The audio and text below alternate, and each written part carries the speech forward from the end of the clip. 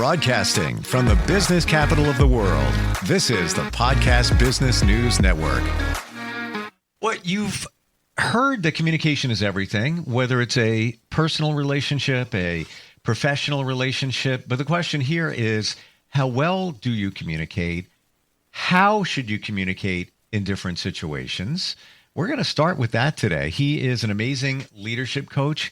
He's also a keynote speaker, an author, does workshops, and teaches people effective communication. Let's bring him in here today. Reggie Bullock is back with us. How are you doing today? I'm well, Steve. How are you? Very well, very well. And I'm glad we're talking about this because it really is the baseline for everything. If there is not effective communication, the outcome is directly proportional to that. Would you say it? I would say it's definitely directly proportional because it's the foundation of success. All right. Communication is the foundation of success, whether you're a leader, whether you are not a leader, a follower. I mean, at the end of the day, we are a society of being social. We're a community. And by virtue of that, more than two people or more than one, you have to communicate. And if you can't communicate, you will not be successful.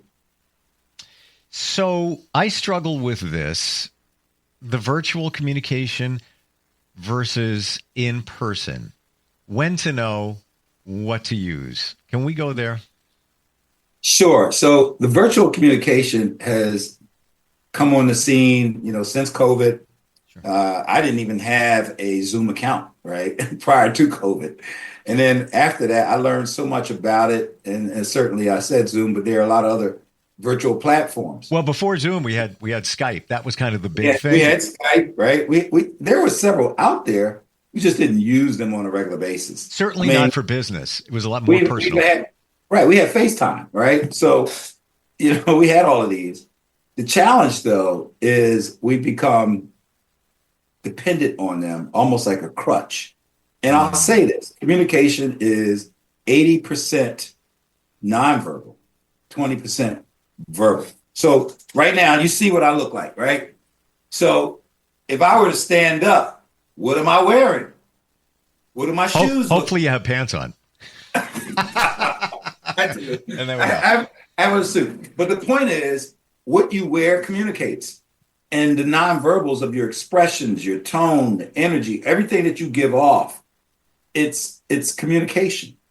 And when you are on virtual, I hate to say this, but the majority of the people are not even on camera. So if you're not on camera, are you actually communicating?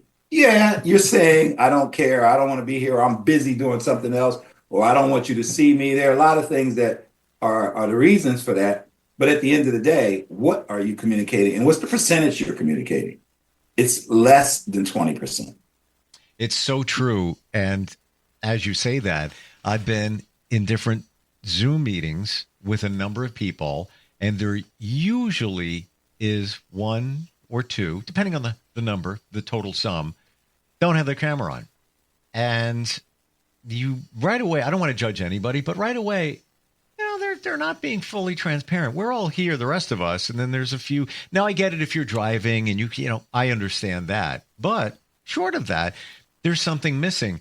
And it's been said that people communicate with their eyes. The eyes tell everything, whether you're engaged, whether you're not. Tell me about that. What are your thoughts on that? So two things. One, you're absolutely right. Those people that are not on there are also creating a distraction. Because in your mind, you might be wondering, what are they doing? Where are they? Why aren't they on here? Wow. Are they even here, right? Because they're on mute and their camera's off. So that creates a distraction to the group, which also impacts group dynamics, which actually creates a negative energy for the group to be as fully effective. And so that's that. That is so spot on. I never thought of it that way, that it is a negative and it's a distraction. And again, I like to cut everybody some slack. Maybe there's a situation, but if it's just because you don't want to turn your camera on or you didn't fix your hair or whatever, nobody cares. We want to see you. We want to see your eyes and your interaction. And even short of that, I've never been to a Zoom meeting where it was mandatory you turn your camera on. Maybe it should be in some situations. Just It saying. should be. So it should be. I know in many Hmm. professional settings, they have what's called a telework agreement, Hmm. right? And in that agreement, it talks about all of the things that you have to agree to if you choose to telework. Part of the virtual environment is Hmm. in there, Wow. but they may not have anticipated all of the distractions, right? And so to that end, if you show up and you're not on camera, then are you violating the agreement? You're supposed to be at work. Hmm. So you're supposed to be participating. Wow. I mean, and I'm not saying it negatively to slam everybody. A lot of it is ignorance. And to the leaders or people in leadership positions, they didn't anticipate the impact negatively that could happen. They just don't know. So I teach this, right? I teach a class called virtual communication, and I teach professionals how to have meetings and whatnot virtually. And I wrote some things down. One is, be intentional, right? Set clear objectives for your virtual meeting. Active listening, we've talked about that. Most people have not taken a course in active listening. And, we've been told to listen all of our life. You listen to me. Are you listening to me? Can you better listen to me. And, you heard that, right? But in elementary school, middle school, high school, you didn't take a course in active listening, but you were told to listen a million times. And so, Can I ask you before we continue, and because I'm listening very sure. clearly, how do you define active listening? Ah, so that brings back to you talking about with your eyes, right? You talked about seeing with your eyes on the virtual. Hmm. So active listening is when you are engaged fully in the communication process to truly understand everything that's being communicated. So to that end, another thing that I teach is, can you listen with your eyes? Can you listen with your eyes? And can you speak with your ears? Hmm. Can you listen with your eyes? Right? And that's hard to do unless you're trained to do that. And that's communication. If I do like this, that's communication. You're If I saying do like something, right? this, that's communication. If I do like this, that's communication. If I'm off camera, you can't see any of that. And therefore, you cannot hear with your eyes and you cannot see with your ears. There are a lot of people who are visually impaired and they see with their ears. And so there are people who are not visually impaired and they've trained themselves to see with their ears. So that communication piece, that active listening piece, is listening to the entire person. And the communication process is message, sender, receiver, feedback. So is that actually happening? Is the message that's being transmitted by the sender being truly received by the receiver? And is that feedback loop happening so both of you are in full understanding of what's being communicated? I don't care what anybody says, but if you're doing a Zoom and you don't have your camera on, you're doing something else. It's like that. I agree. It just I is mean, because you and, can. and, and when I'm teaching Zoom courses, I say, just put in there's this little thing that says away or whatever. If you have to go to the bathroom or if you have to go grab something from the door, whatever, put that in there so that I know that it's called step away. Mm. So I know that you stepped away. But if you are stepped away, I mean, you need to come back. Right. And if you've been stepped away for more than 5 minutes, I'm going to call you out. Yeah. Because it's a classroom. And I'm going to treat it like a classroom and I'm going to call you out.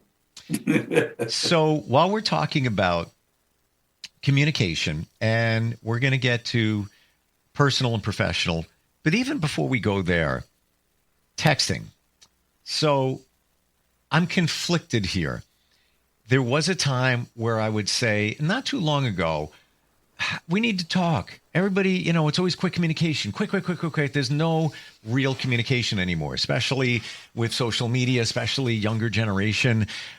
Many younger people don't know how to communicate because everything is done on a keyboard, on the phone, and done. There's another side of me in the last year that people don't get to the point and belabor the phone call. Get to the point. Bam, bam, bam, bam, bam. So a lot of times I'll just send a text. And, I have a friend. I love him. He always calls and just wants to talk. I got a lot going on. I'm sorry. I do. We can handle it quickly in a text. So how do you, and he was like, what? And he talks like this. What? You don't want to talk? What's the problem? What's the problem? You don't want to talk? I'm like, no, I'm busy. I have 100 things. Yes, I'll see you on, 5 o'clock on Friday. Gotcha. It's not a professional thing. That's personal. But how do you make the determination whether it should be a text? So that's hard because most people are not trained in texting, right? Text is a tool. And like most tools, we misuse the tools that we have for a lot of the purposes that they were not meant for, right? And therefore, we abuse the tools. And texting is the same thing. Yeah. It's a tool to be able to communicate succinctly. And that's great. But we don't use it when we need to use it for the purpose that we need to use it for. So if he's calling you to tell you something, all right, I get it. It should take about 10, 15 seconds. But he wants to give you the weather report, right?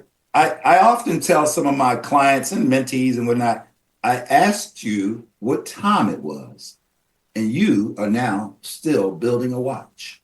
And I don't know what time it is. So I'm going to ask you again, what time is it? And don't start building a watch. Just tell me what time it is. It's 3:47 p.m. Thank you. Done. Don't build a watch. I got to remember that one because we have somebody else in our group. And great people, when they start speaking, right away, all of us, we know what's coming. And we say this one word, laser. And he knows what it means. Laser it down. Get to the point. We know where you go. Laser. So next time that situation presents, I'm going to use that one. So I'll say this, because we did talk about Clifton Strengths and things like that. And this, so with Myers-Briggs, there are 16 types of people. And then there are, the quadrants, right? And so people who do that tend to fall on the P scale, which is the last letter of a P or a T, and it's called perception. And that person has a tendency to do that. But when you know the person's trait, their type, then you give them grace because they are that way, right? You could be an ENTJ or INSP or whatever. And so to that extent, you're different and you do things differently than an F person may appreciate a feeler versus a thinker, a perceiver versus a sensor. So it's 16 types of people. And it's good that you recognize that. And when you say laser, they probably get it and they do that. And everybody's different. I get it. I like to get sometimes a little closer to the point, but it's not only me. We all do. And it's it's almost like a running joke. But it's communication, right? And communication. And we have another mantra is respect others' time. So that's part of it, get to the point. Let's get to the point of professional and personal communication. Sure. So first of all, in communication, I always tell people, be present, read the body language, actively listen, and on an EQ level, be empathetic. And so that's important. But in the professional world versus personal, it's different, right? Because in the professional world, it could be about business, profit and loss, achieving goals and objectives, mission, strategy, etc. In a personal environment, it's personal, and that can go in a million different directions. And you got to know the distinction. Now, sometimes we mix them. And in a leadership position, I'm a leadership coach. I talk about the 4 F's. And that is be fair, be friendly, but fair, and be firm. Be friendly, but not too familiar, fair, but firm. Be friendly, but not too familiar, fair, but firm. It allows the leader to have the distinction of being personal and professional. Because sometimes when you're a leader, you can't take it that far, right? And so there's a distinction in that. I mean, you need to be open and honest. You need to be, focused on what you need to be focused on. But it is a different style of communication, but it still allows you to continue to be yourself if you're authentic.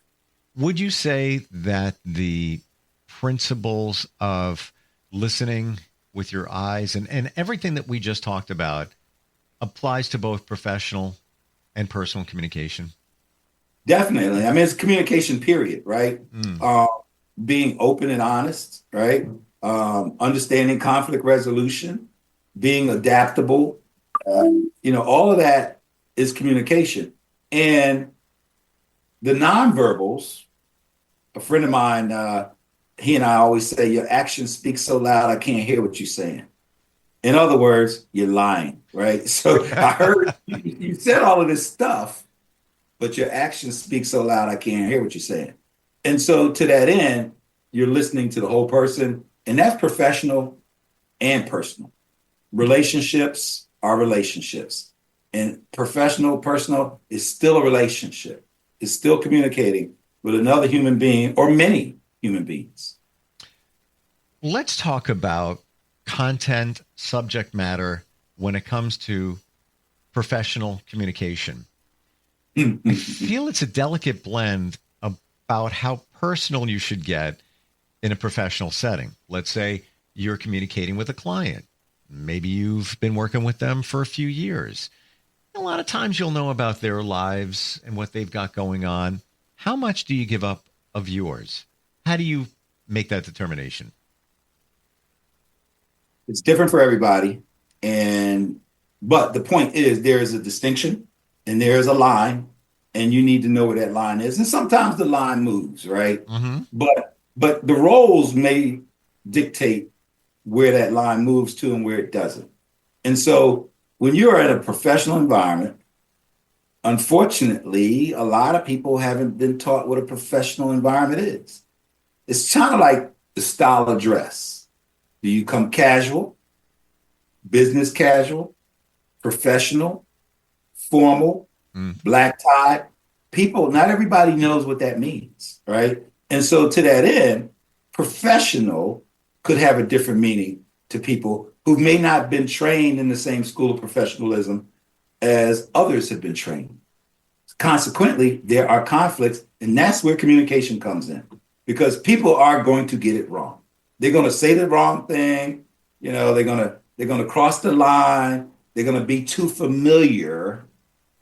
They're going to be too familiar, even, and so therefore, they just busted that whole thing of being friendly, but not too familiar, being fair, but firm. And that's why I brought those 4 F's up, because it helps you to be mindful of the distinction between being too personal in a professional environment. That being said, and we'll go hypothetical, and I feel that a lot of us are in this situation. Let's say you've got that client. Let's say you've worked with them for a few years. So there's a little bit of personalization involved in the relationship. Maybe you know their kids' names. Maybe you know where they last went on vacation. Little pieces like that. Maybe they've got something major going on. They made you aware of it. You've got something major going on in your life. Maybe a life change. How much of that should you give up? And this is where I'm going with this, to the point where it could make you look weak. Now, I often think that if you share personal information, you're being transparent. This is me. Others may think, to a point, others may think, well, now you're just, you're divulging. Let's say you have a sickness. Let's say you came down with something pretty serious. It may look to somebody weak, but then again, it may look, well, they're human, and I'm pulling for them, even though, I work with them and maybe they're the client. That blend, I think a lot of us struggle with. What are your thoughts? So if one interaction makes you look weak, then you haven't earned the respect from the people who you've been communicating with for 2, 3, 4 years to just know who you are. So I'm Reggie. I'm Reggie every day, all the time. And I can be transparent. I can be kinder, gentler, soft, and revealing, and just share. I went through prostate cancer, and I just revealed everything, right? All of the details, right? And if somebody looks at that and says, well, that makes him weak, they don't know me. Yeah. Because if you did know me, you wouldn't make that statement. 100%. And the relationship if the relationship was strong enough at that point, ain't nothing going to make you look weak, because in their eyes, they view you as, hey, an ally. I'm the client. You just revealed it to me, that you went through cancer. And I'd be looking at you like, man, good for you. I'm blown away. You look great, that kind of thing. But the other piece to that, right, is that's their perception of you. But my perception of them may be, well, maybe they're just ignorant. And ignorant is not a bad thing. It's they don't know, they don't know. Right. They're operating based on their environmental and cultural information, their inputs, kind of like generative AI, right? It can only spit out what's in it. And so therefore, their response to me or their response to anybody that Reggie looks weak is just based on their input, their upbringing, their cultural, their educational, their environmental knowledge of what they had, which means they may not have received the same kind of inputs I have, and they're just ignorant. Well, I'll give them grace for that, but I'm going to still be me. And if they want to walk away thinking I'm weak, you can think whatever you want to think. But if you want to find out whether I'm weak or not, let's have a different conversation. I got you on that, and I respect you even more for revealing prostate cancer. It happens. It's one of the number one cancers for men. I'll reveal 40 days ago, I got 60 stitches in my neck from squamous cell skin cancer, which they told me originally was stage 3. It wasn't. They made a mistake. And I look at all of that. I look at you, me, everybody else that's battled certain things in a different way now. I look at it as we are blanket warriors. And that's it. And if somebody doesn't agree with that, I'm sorry. All right. That's and human, right? And we're human, and therefore we're never going to get this communication process perfect. Right. But at least let's get in there and have a discussion maturely, respectfully, honestly, with empathy, active listening. Sure. And communicate. But if you just want to have your own view to make me fit that, so, Reggie's weak and that's how I'm going to perceive him, I can't make you change. Be you. Yep. I respect that, but I'm going to be me. Absolutely. Whether you respect it or not. Well, goes back to the classic, you can't control things out of your control. So if you can't control somebody's mind, perception, whatever it might be, let them be. And like you said, grace for ignorance. A lot of times ignorance is lack of information, lack of maybe education in a certain topic, whatever it might be. And that's all right too. You once said in another show, in a prior show to me, say what you mean, but mean what you say, but don't say it in a way. Yeah. I got to, and I try to remember that. And I do this every single day. You're sending a text, you're sending an email, put it through the 3 filter. And that is it kind? Is it necessary? Is it true?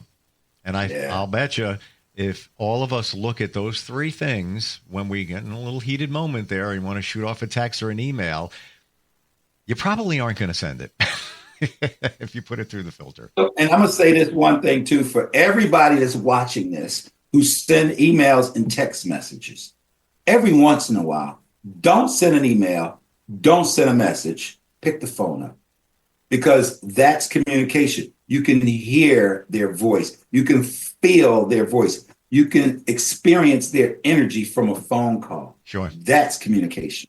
100%. And to your point, don't be afraid. So many of us are afraid to pick up the phone.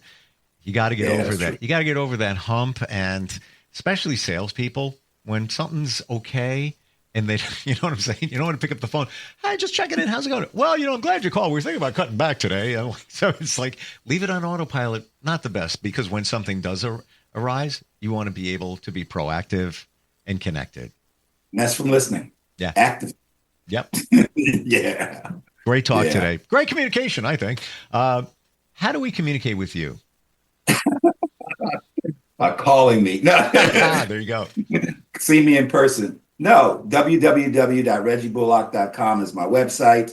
I'm on LinkedIn. I'm on Instagram. I'm on Facebook. I'm on TikTok. I'm on Twitter, or they call it X. So you can find me and then message me succinctly. And then I'll message you back with my phone number, and then we can talk. Beautiful. I want to share with you in literally 10 seconds. We talked about the hustle a few weeks ago, and and it's all about the hustle. There it is right there. Yes. I won't get into the details. It's not important, but all I'm going to say is you inspired me to work on a project, and it involves the word hustle. And that was the starting point. Yeah. Offline we'll talk, but I'm saying you inspired. Have your staff send me your address, and I will send you a signed copy of the book. Oh, that'd be awesome. it's everything I learned about it. The book and the word hustle, see it in a different way. And I appreciate that talking this one today. Thanks a lot. Thanks, Steve. See you next week. You got it, Reggie. We'll be right back.